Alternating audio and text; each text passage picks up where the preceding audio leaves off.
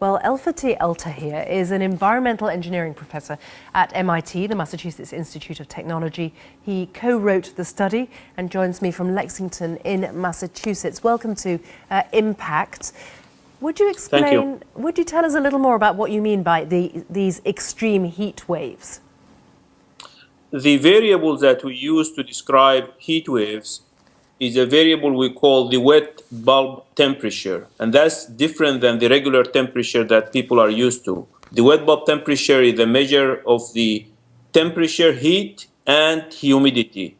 It's a measure of the degree of mugginess. And the importance of that variable is that this is the temperature that the skin of a human being would assume under well-ventilated conditions. The inner core of the human body had a temperature of about 37 degrees centigrade. When the skin temperature is 35 degrees centigrade or more, the human body cannot get rid of the metabolic heat that gets generated. So in defining severe heat waves, we talk about extended periods of time in which the wet bulb temperature exceeds the 35 degrees centigrade. And you're saying this could become a reality after 2070 in large parts of the Gulf? Yes, actually, now we don't have any part of the world where temperatures those extreme have been reported. 35 degrees wet bulb temperature for extended periods of time. We are projecting towards the end of this century, the region around the Persian Gulf would experience such extreme heat wave conditions. So that's under the business as usual scenario, however.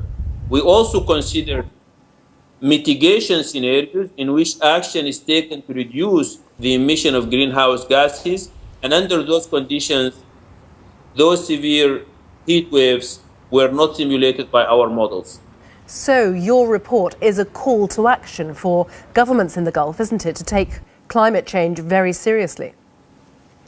It's a call to action for the governments in the region, but globally, at the global scale, to take the issue of mitigation of the global warming problem seriously by introducing measures that would reduce the emissions of carbon dioxide and greenhouse gases significantly. What if Gulf governments say, well, we have very advanced air conditioning. If that's how we have to go, that's how we'll live? In our paper, we pinpoint corners in the region, along the coast of the Red Sea in Yemen, for example, where people do not have the capacity to have the kind of air conditioning that will be necessary.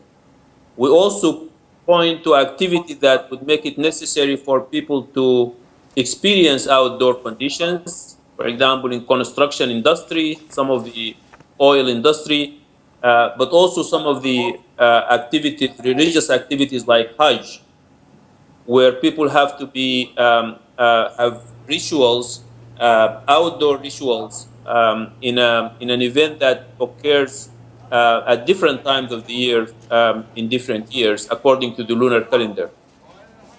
Professor Eltahir, thank you very much for your insight there on your paper about climate change and its impacts in future. Thank you very much.